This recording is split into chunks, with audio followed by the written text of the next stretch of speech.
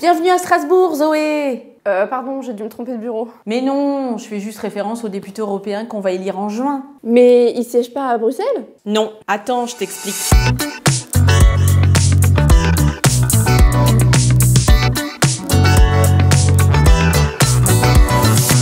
Le Parlement européen est situé à Strasbourg. Il est l'une des 4 institutions européennes, avec la Commission européenne qui regroupe les commissaires européens, le Conseil de l'UE qui réunit les ministres des États membres et le Conseil européen composé des chefs d'État et de gouvernement des États membres. C'est la seule institution européenne qui est directement élue par les citoyens des États membres de l'UE et ce depuis 1979. Avant cela, c'étaient les parlements nationaux qui désignaient les députés. Les députés qui forment donc le Parlement européen votent les lois européennes, les directives et les règlements.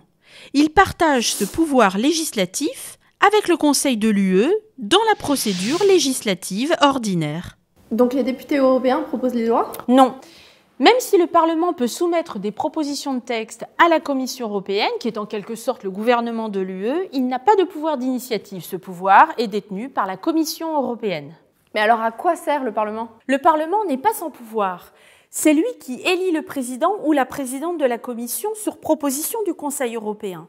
Il approuve aussi le choix des commissaires européens, qui sont en quelque sorte les ministres du gouvernement européen. Donc le Parlement peut renverser la Commission?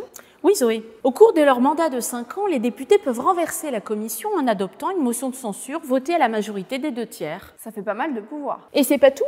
Ils votent et contrôlent le budget annuel de l'Union européenne. Ok, mais ils sont toute l'année à Strasbourg? Non, Zoé, pas tout à fait. Les eurodéputés siègent au Parlement à Strasbourg lors des sessions plénières. Mais le Parlement compte d'autres implantations. Bruxelles, pour les commissions, et Luxembourg, pour son secrétariat général.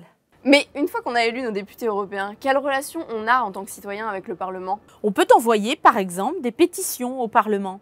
Ils jouent donc un rôle clé dans le fonctionnement de l'Union européenne.